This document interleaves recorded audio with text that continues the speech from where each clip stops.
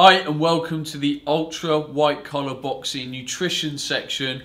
I'm Ben Coomber from Body Type Nutrition, here to help you nail your nutrition for the next 8 weeks. Now, you're about to embark on a very important journey, a journey that is going to require a lot of nutritional attention. Now, you, wherever you are right now, are going to go through some really intensive training. Now that requires some really important fueling. If you don't pay attention to your nutrition, you might experience fatigue, you might not recover properly, you might get sore, and generally your well-being might suffer because your body just doesn't have enough of the good stuff to get over the training that you're going to put it through. I also want to see you improve your overall health. The healthier you are, the more you can support any stressors that you might be going through, and training is a big stressor. So I want to see you make some nutritional training changes so that the next 8 weeks are a lot easier, you feel a lot healthier, and you perform and recover well. Now, when we think about nutrition, I really want you to get a couple of basics right first. The first thing is the nuts and bolts of a meal. Now, when you think about a meal, the first thing I want you to think about is protein. I want to see a portion of protein at every meal that you eat. So every key meal, if you're having a small snack, don't worry about it too much. But at every key meal, portion of protein. And a fistful, however big your fist is a good starting point. That might be a chicken breast, a turkey breast, some fish, some tuna, beef, lamb, pork, eggs, dairy. There is loads of options of protein. So get that as your starting point, fistful of protein. Then I want to see you have 2 portions or 2 fistfuls of fruits and vegetables. This is where there is vitamins, minerals, antioxidants, phytonutrients, fiber, all really important stuff to support your health, recovery and performance. Then after that, I want you to experiment with carbohydrate and fat-based foods. Now, carbs are kind of, fruits and vegetables are carbs. We've then got oats, pasta, rice, that kind of stuff. Fats are nuts, butter, avocado, oils, and both of them provide energy for the body.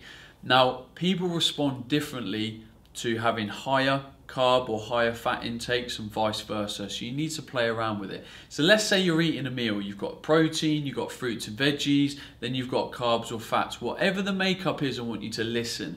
Your body will tell you so much if you listen. So eat a meal, and let's say that meal might be high carb. Let's say you've got the protein, veggies, a bit of fruit and a portion of rice, which is a high carb meal. And let's say that made you feel a bit tired. You didn't really feel on your game. You didn't feel like you're performing well. The next time, make that lower carb. Take out some of the rice, put some more fat-based foods in it, and just see how you feel.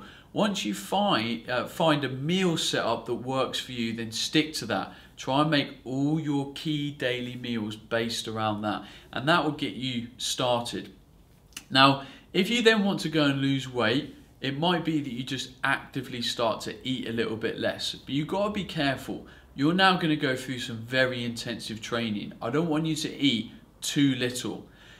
Take what you're eating now. If you think that satisfies you and you then put training on top, there was no way you'd want to take away more food on top of that, because the training is going to be creating a calorie deficit. So even if you want to lose weight during this process, tread carefully, because if you don't and you're too extreme, your performance will suffer, you'll start to get tired, you'll get achy, you won't sleep as well, and all of that stuff is really important. So if you do want to lose weight in this process, just be careful, take it slow, and if you want to be more accurate about it, you might want to start tracking your calorie and macronutrient intake to make sure that you do it slowly.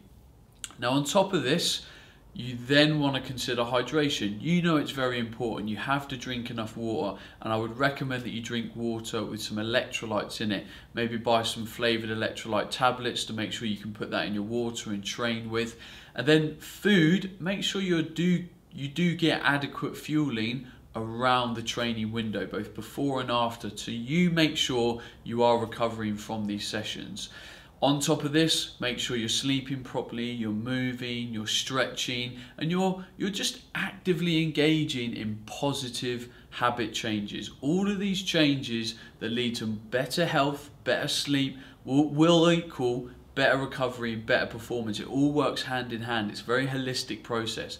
So start to engage a bit more in everything that you're doing and pay a bit more attention, because I promise you, if you invest time in your nutrition and your lifestyle, this process is going to be way easier for you. Now, if you do want more help, we do have a couple of books available. One of them will help you structure what to eat, why to eat, in what proportions, and go through loads of stuff that will help optimize your recovery and performance. By all means, grab a copy of that if you feel you need more guidance. And then we also have a cookbook. This can help you get up meal ideas, keep your healthy diet interesting.